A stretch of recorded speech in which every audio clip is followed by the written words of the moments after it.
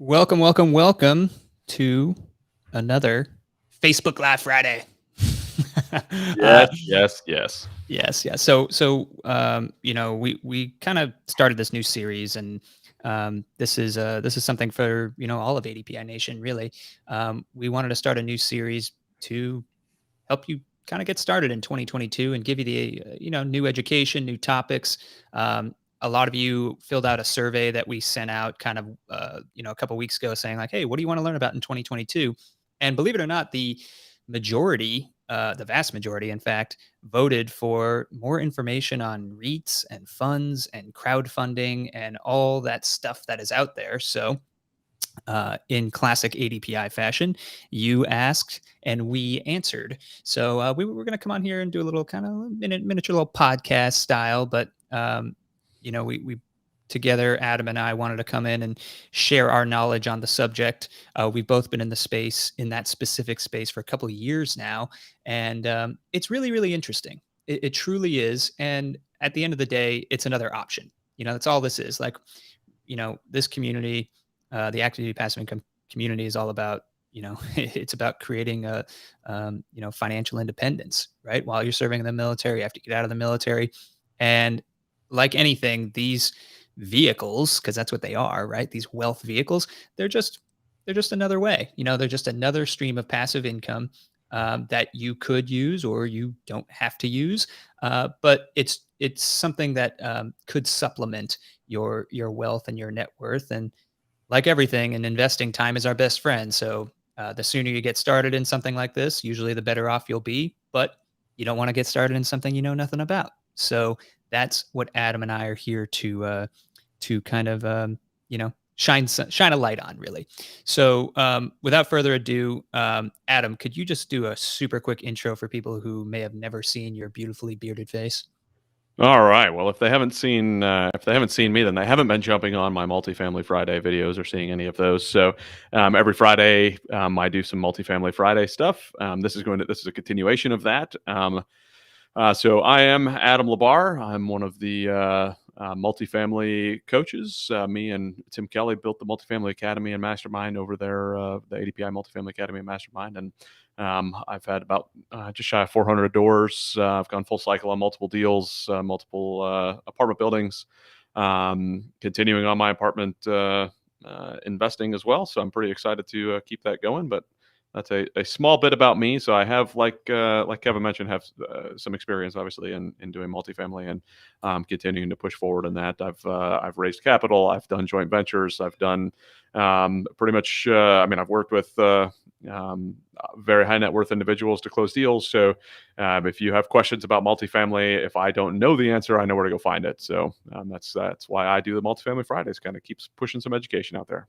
Yeah, yeah, and you've been doing that for a couple weeks now. We're kind of bleeding into the main Facebook group here, just because, I feel like this information could be helpful to everyone, because it's not necessarily multifamily specific. It's more about a vehicle. Like I said earlier, it's Exactly. like a Yeah. wealth vehicle. It's just one option. And when we talk about wealth, we talk about what multiple streams of independent passive income, and this is just one of them. So getting into this, I call this the crowdfunding edition. Crowdfunding, it's a really sexy word right now. Hey, you're a crowdfunder. Are you a founder? You need some funding. You need a Series A, and all this stuff, like all this kind of tech startup-y vibe. But in general, crowdfunding is exactly what it sounds like. It's a method um, that you're able to bring people together to raise capital, to pool money, to go and fund some sort of a project, whether that's venture capital, where you're investing in a business venture, typically for equity, or whether it's another business investing in, for example, apartment buildings, or something that ADPI Nation might be more attuned with. Um, Crowdfunding in itself is just one pathway to get there.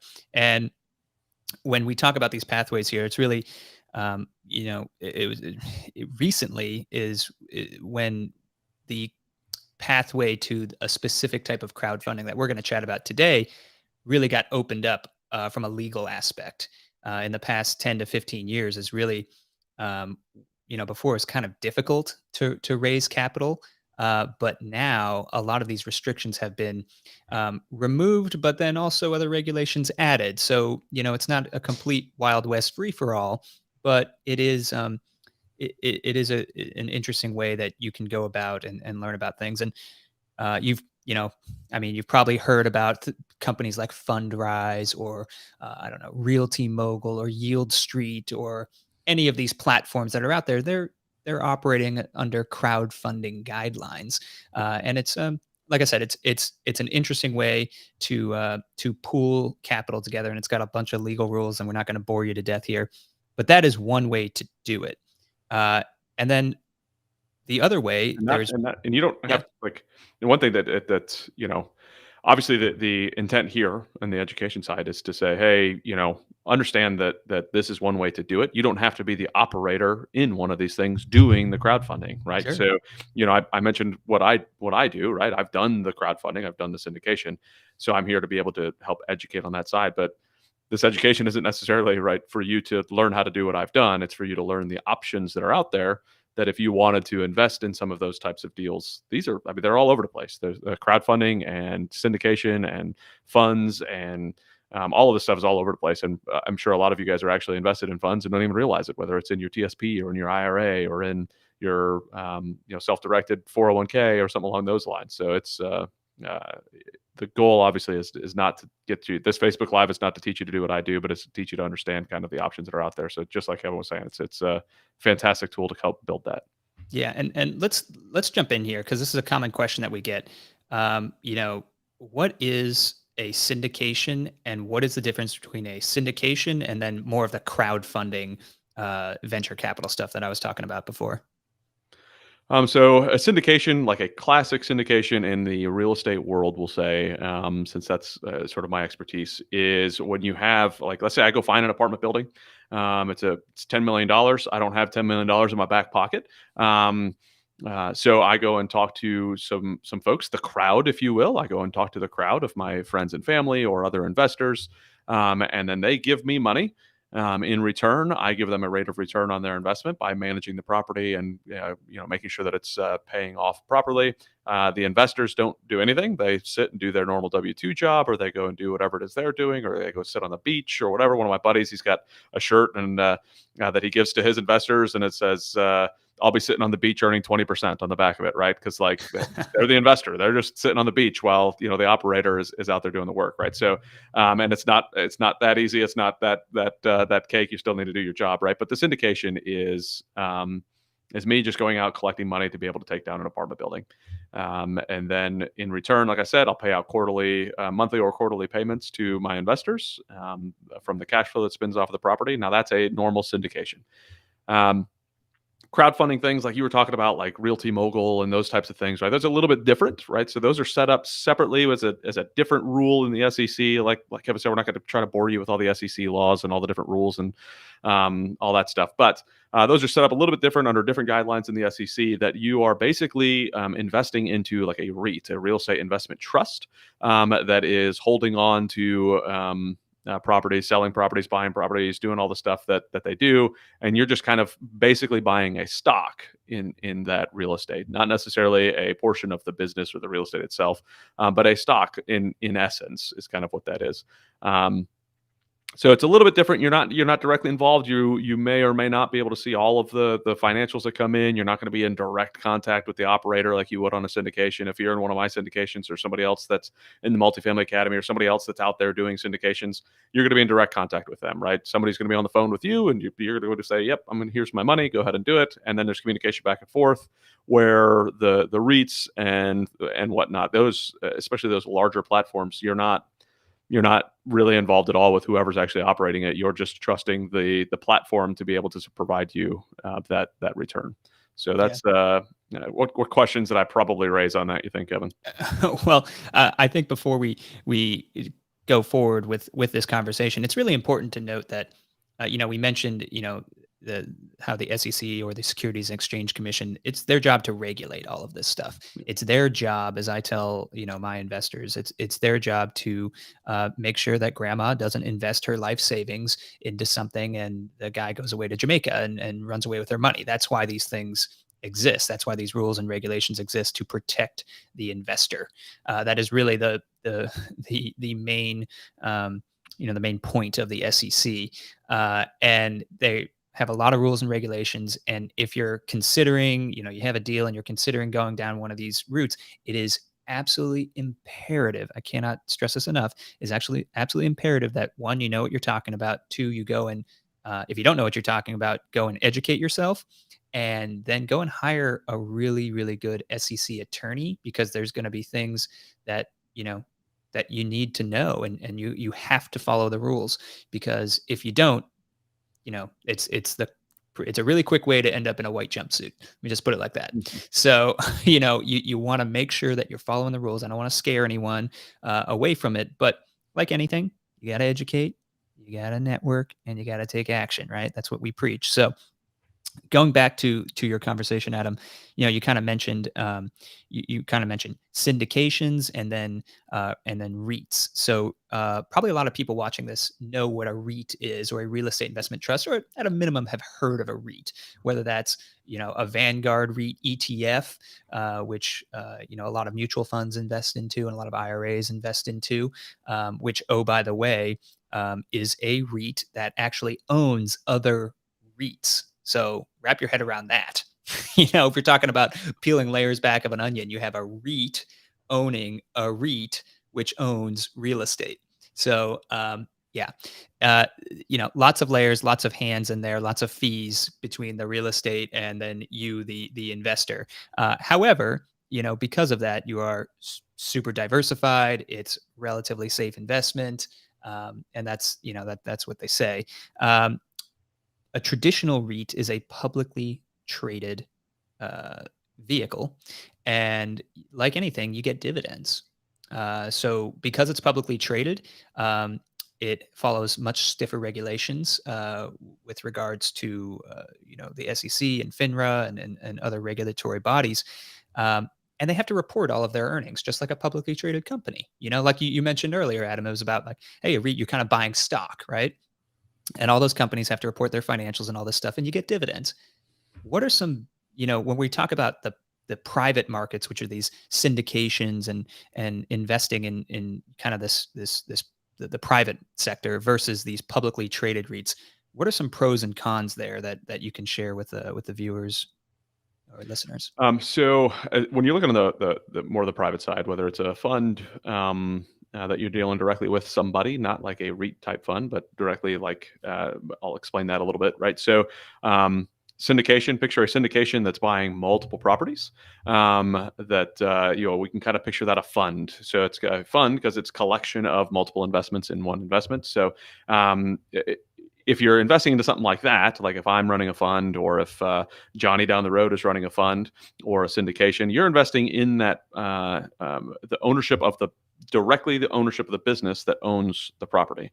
So because of that, you get the trickle down benefits of owning real estate. So a lot of the stuff's owned in like an LLC. So those are pass through entities. So you get the benefit of that pass through entity. So you get a K1 at the end of it, and a K1, as opposed to other tax documents, is basically it's like an ownership share. Like, this is how much you earn as an owner of this. So the K1 is for owners of those different LLCs or that own those properties. So let's say I buy that $10 million property I talked about before. I do accelerated depreciation, and I could do another whole Facebook Live on depreciation and all that. There will be. Oh yeah, there's a lot to talk about there, right? So let's say I do accelerated depreciation on this, so I get a whole bunch of depreciation in the first year of ownership in that. Now, you, as the person investing in this, get to actually take some of that depreciation. If you're invested in a REIT, it doesn't work that way. It doesn't. It stops before it gets to you, right? That's not that trickle through. The REIT does not trickle through like an LLC is. So you get to actually get that K1 that says, hey, this is how much money, hopefully it says this is how much money you lost this year, right? Because now it lowers your taxable income while you were getting your quarterly payments, right? So like I've had investors that I was paying every quarter. They were getting at least 7% on their money in my particular deal's case. Everybody's different. Their deal is different. So, but in my particular deal's case, this last one that we just sold, they were getting 7% every quarter. And then at the end of the year, they'd get a big chunk at the end based off of how the function of the property the rest of the year. And Guess what it said on their K1? Negative X amount of thousands of dollars, right? So then they bring that to their tax guy. Their tax guy says, "Oh, well, that's subtract that from your taxable income." So now that adds actual more returns on your investment because now your taxable income is lower. So you're paying less in taxes. You're getting quarterly payments. That's a beautiful thing, right? So now you get the actual benefits of owning that real estate if you do it that route through the through like a syndication or a fund directly managed by an individual, like what I do. Yeah, and some other pros too. When we talk REITs versus funds, you kind of touched on it earlier, but just about the contact that you have, the personal touch that Mm. you have. Now, you're an investor in funds yourself, in syndications. You don't have control. You don't get to say like, "Hey, I think you should put the playground there," or "I think you should sell now. Sell, sell, sell." Mhm. No, it doesn't work like that. Uh, um, but that's because you're called a what's called a limited partner in these deals. But what you do have, because you're investing in the private market, that whether it's a private fund or it's an actual opportunity, like it's an actual building, right? That, well, if it's a building, that you're investing in the building, right? You understand the business and the business model, and all that stuff is brief to you. um, but if you're investing in a fund, a private fund, that fund has a charter. It has direction. It says this fund is dedicated to the acquisition of mobile home parks in Alabama and whatever, blah blah blah blah blah. Yeah, So whatever the target where is. your money's going. In a REIT, they're very general. They're very general and very broad, and they could just say like, "Hey, this is real estate." All right, cool. What kind of real estate am I investing in? Real estate. Yeah. So and some people are fine with that. They really are. And other people, not so much. They want to, they want to, as far as limited partners go, they want to be a little bit more hands-on, and maybe just have that warm and fuzzy knowing what in fact they are investing in. So, And that you know, it yeah, go brings on. up another thought of mine too. With um, there are two different types of funds as well inside that thing, right? You could have a blind fund where you don't know what Sure. deals you're investing in, or you can have a fund where you actually see every deal. You can look at it and say, "Yep, I'm totally investing in this fund because I see these four deals. They all look like good deals." Um, Press, right? Maybe one of them's a little bit more risky than the other, and one of them's really solid. It's going to have good cash flow, maybe only a 6% return year over year. This one has a potential to bring in a 20% annual return, but it's a little bit more risky. So you would say, hey, this fund as a whole looks like it's got a good potential to give me a solid return, good tax benefits, et cetera. And then you may have a blind fund where it is, hopefully it should be, in most cases written out like, hey, like you were saying, this we're going to be buying mobile home parks and apartment communities in this state for this target, and if we can't get those, then we're going to get these. If we can't get these, because everybody knows the market changes, so you don't want to have to go and change your fund documentation just because the market shifted a Sure. little bit or you found a great deal. So you're going to have some layers in there, but again, you have that communication with the person. You're able to figure out, hey, that like I really like this jockey, right? I mean, I don't know necessarily what deals this jockey's going to buy, but I know and I like and I trust this guy. I fund, his partner, she's so Mhm. there are different routes in funds as well to see those. Yeah. And you mentioned the jockey in multifamily or in just fund and private equity investing. They say everyone understands what they're investing in general. So ultimately, you're not really investing in the deal; you're investing in the operator, or you're betting on the jockey and not the horse. Everyone knows that real estate is a great investment. It's who's got the systems in place, who's got the ability to find the good deals and operate it smoothly and efficiently. And that's why they say bet on the jockey and not the horse. But So we talked about a lot of pros here. Let's talk about maybe some cons of the syndication versus the REIT model. And the first one I'd like to bring up is the barriers. Like if you want to invest in a syndication, there are it's like you got to climb over a wall of wealth just to be able to play in that space. So the common term here is accredited investor and sophisticated investor, and no one knows what the heck those are. And if you're new to this, you're just like, I'm an investor, I just want to I want to have my money work for me, why can't I? Sophisticated. I wore a tie before. Like, Yeah, I'm sophisticated. Yeah, so the there and there's a lot of ways to do it, like without boring people to death with different SEC regulations and exemptions and such. The two most common ways that syndicators who are raising capital for individual projects raise capital is through a couple of sub exemptions called the 506B or 506C. And in your B, you're allowed to take, up to 35 non-accredited investors, which is just sophisticated, right? I'm using air quotes here. Um, and you know, the kicker is that you have to have a pre-existing relationship. The operator has to have a pre-existing relationship and be able to prove this relationship with these folks. They can't just go out and say willy-nilly on a Facebook ad and say like, "Hey, I got this new deal. Who wants to invest?" Can't do that in a 506B. Because you don't have a relationship with them. And again, remember, the SEC's role is to protect the investor. And they say that, hey, Mr. Investor, if you know Adam and Adam's had a conversation with you and you have a pre-existing relationship, the onus is on you to underwrite the deal and make sure that your money is good. Um, the other way to do it is the 506C. And in those deals, everyone has to be accredited. And to be accredited, you effectively have to be a millionaire. So if you're not a millionaire on paper or you don't make an obscene amount of money to the tune of $200,000 to $300,000 a year, then you're not accredited and you can't even get into these deals, which sucks. That's like the kind of the big blaring con of the syndication model. But depending on the way a fund or a REIT is set up, you can actually invest with very limited barriers and very low minimums. So, the other con that I was going to get into here, Adam, is the minimums. A lot of these minimums on a syndication, they're going to want 10, 15, 25, $50,000. Yeah, a lot of them are 50. Yeah. Yeah, and the reason that is because you can only have you're limited, the operator is limited to 99 investors. So if you're raising for a $10 million deal and you got to bring 20% to the table plus maybe another million and you're going to do some repairs, like a lot of repairs, and Or like property. or whatever. Yeah. So let's say you gotta bring 3 million to the table. Well, you got to have a pretty high minimum investment to make that happen. So there's some concerns with that as well. So the high minimums, if you're not accredited, you can't get into this stuff.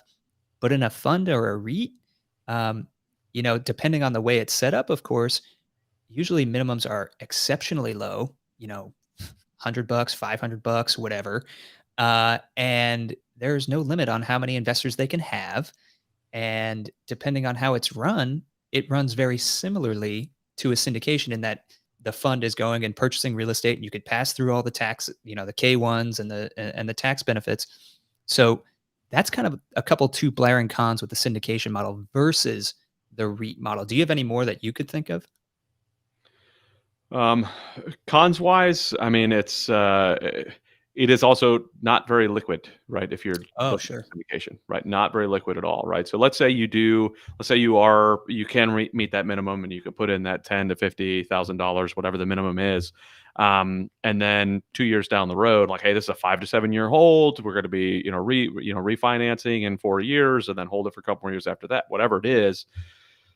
Let's say next year you're going, oh man, something just happened. My car broke down. I gave like my huge chunk of change over here, and now I don't have the money, the cash on hand to do. Like, your money's illiquid. Like, you can't just yank it out.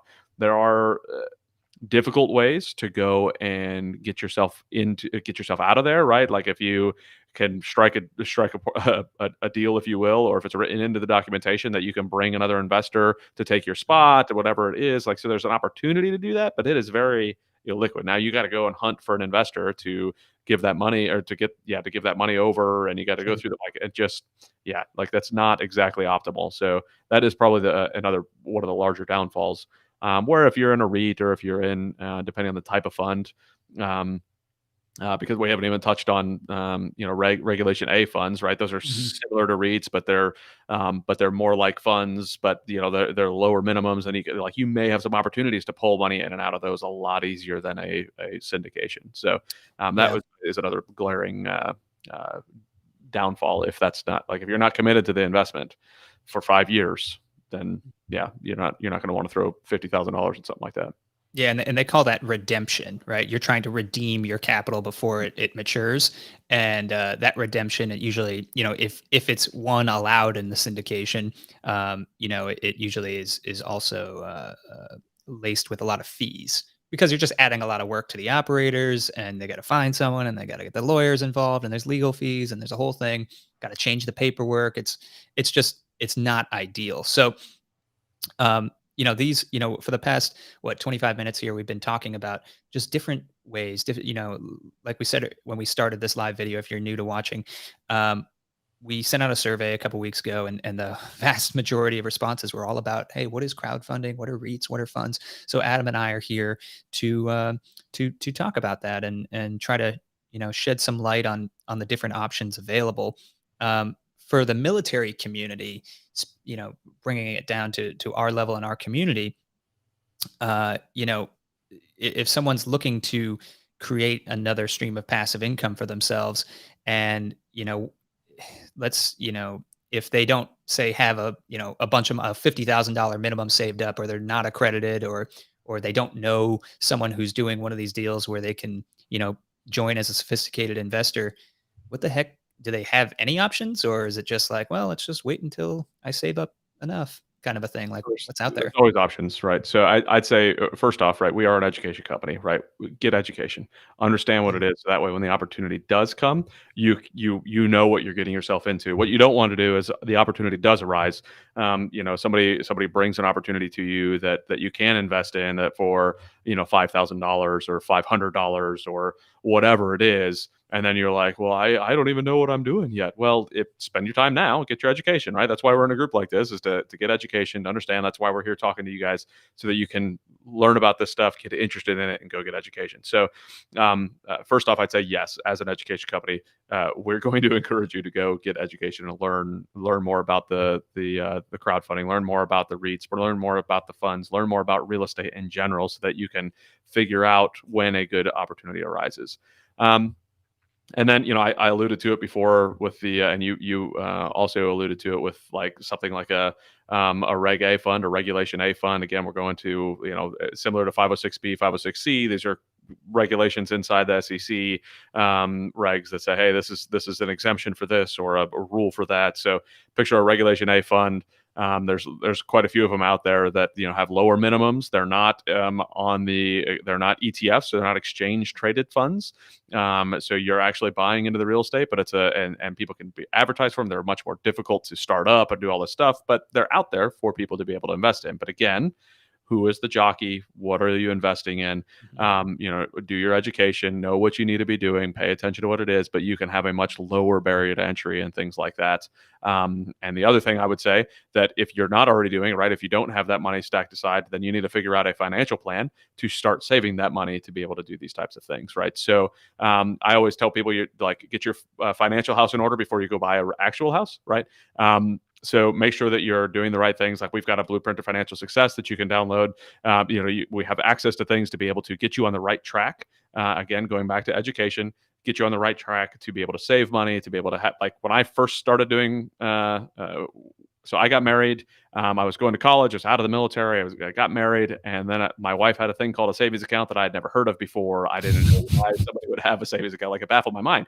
So I had to go out and get education. Right, I was living paycheck to paycheck as a military guy, and all right, first and the 15th, they're giving me money, right? And then when I was out, I between the BAH that I was getting for going to college and various other things, was like, yeah, I'm fine, and then I get married. And I'm like, what the heck? She's got a savings account. This baffles my mind. I had no idea what to do. Right? You This is can do this.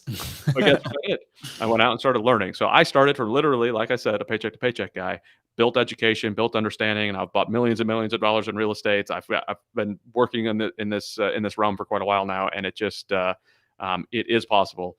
That's why I say, get your financial house in order. If I did not have somebody to kick me in the pants, like my wife, to say, and figuratively speaking, all I had to do was see something she was doing that was different than me. And like I always tell people, you are the 5 people you hang around with most. Well, guess who I was hanging around with most? My wife. And I was like, I really need to learn what the heck she's doing. Like, this is crazy. I would have never thought, And she had the TSP, and she was doing all this stuff that I had never even thought about when I was in. Um, so get education, start saving, get your financial house in order, so that when an opportunity arises, you can actually invest in these types of things, and know that you're doing it confidently and smartly. Yeah. And the exciting thing is, the more you educate yourself in the space, kind of the more opportunities that seem to just present themselves at your feet. And it's like, oh, these opportunities are coming to me now. No, the opportunities have been around you the whole time. Like like I always say, in Operation Adam, it's, guys, the deals are all around us. We just got to learn how to open our eyes. Yeah. And once you learn how to open your eyes, then you'll be able to see all these things, and then all this opportunity comes to your feet.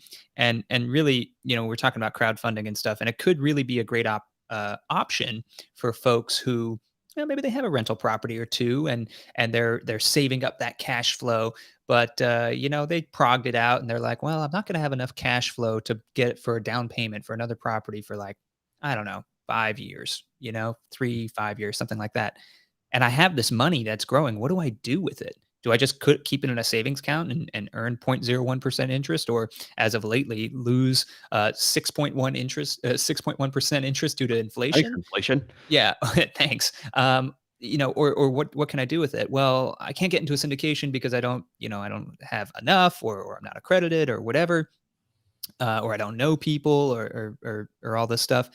So what can you do? And maybe that crowdfunding, maybe that is an option for you. Mhm.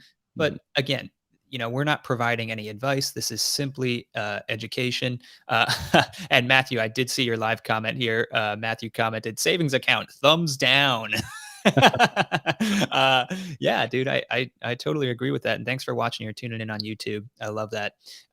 So the point I'm trying to make is that, you know the wealth building is up to us, right?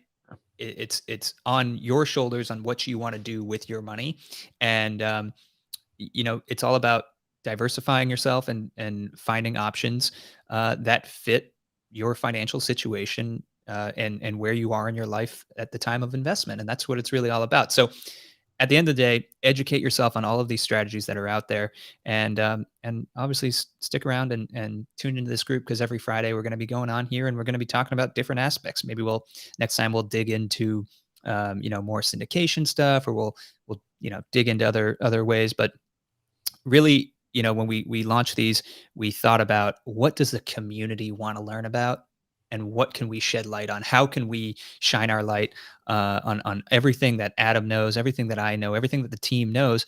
How can we go and just share that? Because there's a lot of people out there in this community now, almost 50,000, who you know can pay it forward and share that knowledge to other people, and it's really, really powerful stuff. So, Adam, thanks for coming on, man. Do you have any closing comments or thoughts?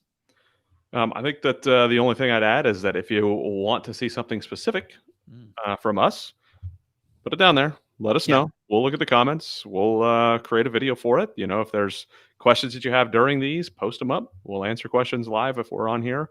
Most of like my live videos from my Multifamily Friday aren't this long. It's beautiful to be able to actually have a conversation back and forth. I think it makes this a little bit more engaging, and some more information gets spat out. So I really appreciate jumping on. Somebody is or Matthew in Yeah. here again. How's the Wall Street/hedge fund influence with allocating capital towards projects affecting the current real estate investing environment? Holy goodness. Um, Well, boy, he's got a great point here, yeah, because and Matthew, feel free to comment if I'm not picking up what you're putting down here, but uh, both internal inside the U.S. and outside of the U.S., money is pouring into real estate, yes, and it's pouring into usually development projects. It's pouring into new real estate. It's pouring into stabilized real estate, and the reason is simple: it's a tax shelter. It's an incredible tax shelter, and it's an inflation shelter. it's an inflation shelter too. So for those of you who have been through our education, you're and thanks. So I'm on track. That's your thought pattern. You've been through our education. You know that real estate has 6 profit centers, right? That's why people invest in it. And people who are in overseas, they don't necessarily get the same the same profit centers that American real estate has. That's why it's so appealing. So, what's happening now in the environment is that there's a lot of money pouring in from overseas, and in the last couple years, people have noticed, the house down the street and the housing market's on fire and all this stuff. Well, when money's pouring in from overseas, it drives up, the money's pouring in, but the supply isn't getting any bigger. It takes time to build houses. It takes time to build multifamily projects and commercial real estate. But as long as the money's coming in, it's just adding more competition, more demand, and the supply stays the same. So what's that going to do? It's going to raise the prices. Um, as far as what Wall Street is doing and hedge funds are doing, hedge funds are hedging their risk by pouring more of the money they have into real estate and venture capital projects. So, that's never going to stop anytime soon. However, the great thing about this, Matthew, and others who are watching, is that there's a metric crap ton of real estate in this country, and it takes all different flavors. And the big boys and the hedge funds and the Vanguard REITs and stuff, they're going after the class A, brand new development. Let me hold this for 30 years and sell it. They want stability, and stability is great. But for us, quote unquote, the mom and pop investors, we want something that's going to be that we can force appreciation into, that we can, that is going to give us some cash flow. That's not going to be cash flow negative.